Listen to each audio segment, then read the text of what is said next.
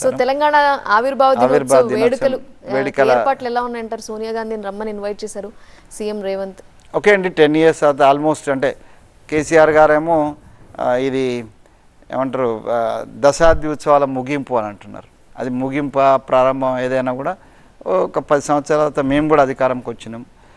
వాస్తవంగా కేసీఆర్ దగ్గర సిన్సియారిటీ ఉంటే మొట్టమొదల తెలంగాణ ఫామ్ అయిన రోజు పార్టీలకు అతీతంగా పార్టీ గురించి తెలంగాణ ఎవరు ఇచ్చినారు, తర్వాత గవర్నమెంట్ ఏం ఫామ్ చేసింది అనేటువంటిది చర్చనీయాంశం కాదు.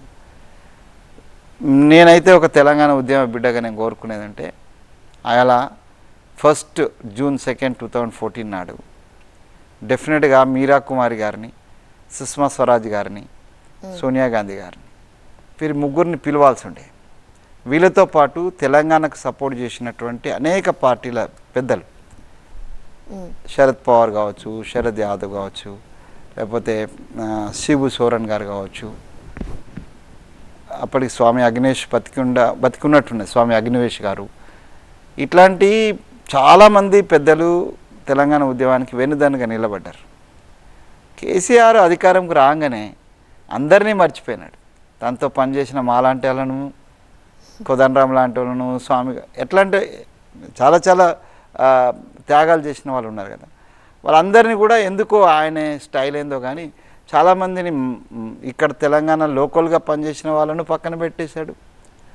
తర్వాత పైనుంచి ఎంతో సహకారాన్ని అందించినటువంటి ఈ సపరేట్ అంటే చిన్న రాష్ట్రాల ఏర్పాటుకు సంబంధించి దేశంలో చాలా పెద్ద ఎత్తున నిరూప్ రెడ్డి గారు ఇంకా మిగతా పెద్దలు అక్కడ కొంతమంది చేసినారు.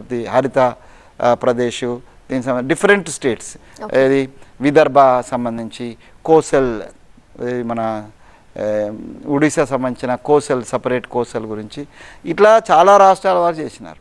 మరి నిజంగా టైం కూడా ఉండింది. ఎలక్షన్ అయిపోయిన తర్వాత June 2nd వరకు మనకు టైం ఉండేది, ఇది డే ఇచ్చే సమయానికి.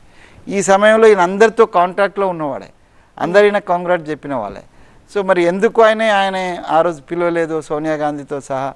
బీజేపీ అది పార్టీ కాదు, అన్ని పార్టీలు మనకు ఆశ్చర్యం. 36 పార్టీల చుట్టూ మేము తిరిగినామని వినోద్ గారు వీళ్ళందరూ చెప్తూ ఉంటారు.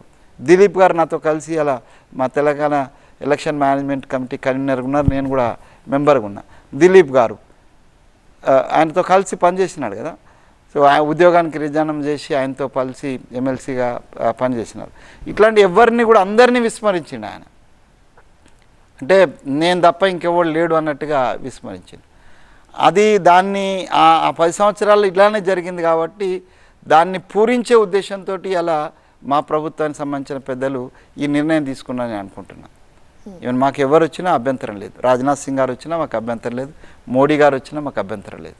మరి కేసీఆర్ కూడా ఇన్వైట్ చేద్దాం అనుకుంటున్నాం కదా, చేస్తాం, తప్పనిసరి చేస్తాం. సో June 2ని చాలా ప్రతిష్టాత్మకంగా తీసుకుంది కాంగ్రెస్ ప్రభుత్వం. అలానే కొన్ని ప్రతిష్టాత్మకంగా మేము తీసుకోవడం కాదండి, మేము ప్రజల పండుగ చేయదలుచుకున్నాం దాన్ని. అందరి పండుగ, కొందరి పండుగ. June 2nd అనేటువంటిది తెలంగాణ రాష్ట్రం అనేటువంటిది ఓ కత్తి వెంకట స్వామో, ఓ కేసీఆర్, ఓ కోదండరాము ఒకరిద్దరు కొట్లాడితే వచ్చింది కాదు. ఆబాల గోపాలం, జయ జయ తెలంగాణ ఆ గీతం ఎంత ఉత్సాహాన్ని ఇచ్చిందండి. గద్దరన్న లాంటి పాడినటువంటి పాటలు, లేకపోతే జయబోలో తెలంగాణ సినిమాలో శంకర్ చేసినటువంటి ఇవన్నీ కూడా ఎవ్రీ యాంగిల్ ఎవ్రీ పర్సన్ ఆశ్చర్యకరంగా ఉంటుందండి. నేను I'm the evidence for the ఈ టోటల్ మూమెంట్. 2009 తర్వాత నేను యాక్టివ్ అయినాను. 2009 నుంచి జరిగినటువంటి ఉద్యమంలో ఆశ్చర్యకరం అండి. నేను ఒక ప్రోగ్రాంకు రఘునాథ్పల్లిలో అటెండ్ కావాల్సి ఉండే. రఘునాథ్పల్లికి అటెండ్ కావడానికి నేను ఇక్కడి నుంచి హైదరాబాద్ నుంచి బయలుదేరితే నాకు మామూలుగా అయితే రఘునాథ్పల్లి జనగామన్ అంటే 2 hours కంటే ఎక్కువ పట్టదు. బట్ నేను 6 hours ప్రయాణం చేయాల్సి వచ్చింది. ఎందుకంటే ఆ రోజు తెలంగాణ ఉద్యమానికి సంబంధించినటువంటి కొన్ని నిరసనలు తెలంగాణకు సంబంధించి ప్రతి చోట నేను అసలు చేరకపోతున్నాను. నేను తెలంగాణ ఉద్యమ బిడ్డను కాబట్టి నేను ప్రోగ్రాం పోతున్నా కాబట్టి నన్ను అలౌ చేసుకుంటూ ఆడుకుంటూ పోయినాం. దాంట్లో నాకు ఆలేరు దగ్గర కనిపించింది ఏంటంటే ఒక ప్రొసిషన్ వస్తుంది. ఈ ప్రొసిషన్ ఏంటంటే బుడుగే జంగాల సంఘం.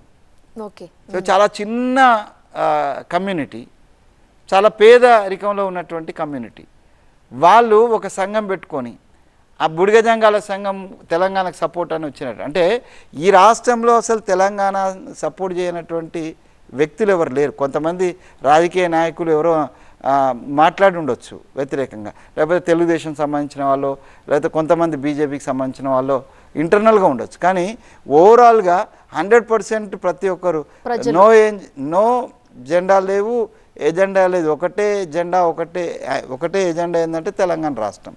సో అట్లాంటప్పుడు ఇది ప్రజలందరికీ సంబంధించిన పండుగ కదా. మరి కేవలం టీఆర్ఎస్ సంబంధించినటువంటి పార్టీ, కేసీఆర్ సంబంధించిన కుటుంబ సభ్యులు, లేకపోతే కేసీఆర్కు వందిగా మాదులు పడేటువంటి ఆయన రాజమార్తాండ జై భవ అని పొగటోళ్ళతో కాదు కదా. ఇన్నాళ్ళు చేసింది 10 ఏళ్ళు అదే. మేము దానికి విరుద్ధంగా ఇదందరి ప్రజల సంబంధించినటువంటి పండుగ, ప్రజలందరూ పాల్గొనాలి, అన్ని పక్షాలు పాల్గొనాలి అనేటువంటి ఒక సుదృఢ వాతావరణాన్ని సీఎం గారు కానీ, లేకపోతే డిప్యూటీ సీఎం గారు కానీ, మా మంత్రివర్గం కానీ తీసుకున్నటువంటి నిర్ణయం. దీన్ని కాంగ్రెస్ పార్టీ కూడా హృదయపూర్వకంగా అందరిని ఆహ్వానిస్తున్నాం. ఎవ్రీబడి కెన్ జాయిన్ అని అందరికీ ఆహ్వానం పంపుతాం. ఆహ్వానం లేకున్నా రండి, మీకు చైర్లు ఇచ్చి మేము పక్కకు జరుగుతాం.